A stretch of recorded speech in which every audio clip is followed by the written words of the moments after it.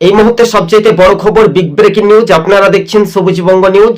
CPM এবং কংগ্রেস জোট রীতিমতো কংগ্রেসের হাইকমান্ড এমনটাই সূত্রের খবর অনুযায়ী তারা বলেছে যে এবার রীতিমতো প্রদেশ কংগ্রেস নেতৃত্ব এবং আলোচনা করে বলেছে যে জোট করে লড়াই করতে হবে যাতে তৃণমূলকে ভোটে হারানো যায়, এমন ভাবে ছক, তাহলে আসন সমঝোতা এবং 2026-এই বেশ কয়েকটা দিনের মধ্যেই তাদের আলোচনার অফাসূত্র মারফত হতে পারে বলে খবরের ইঙ্গিত।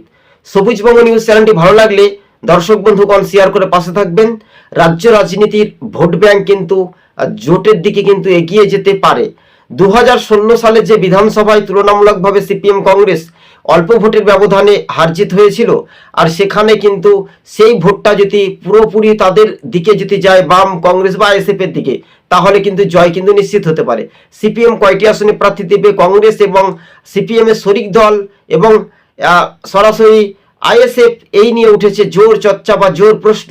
তবে আসন সমঝোতা খুবই শীঘ্রই জোট হওয়ার সম্ভাবনা। তবে কংগ্রেসের নেতারা জোট চাইছে এক অংশ, তবে একলা চলো ডাক দিলে পরে তৃণমূলকে হারাতে পারবে না বলে মনে করছেন রাজনৈতিক মহল। তবে জোট করলেই তৃণমূল হেরে যাবে বলে এমনটাই মনে করছে ভোটাররা।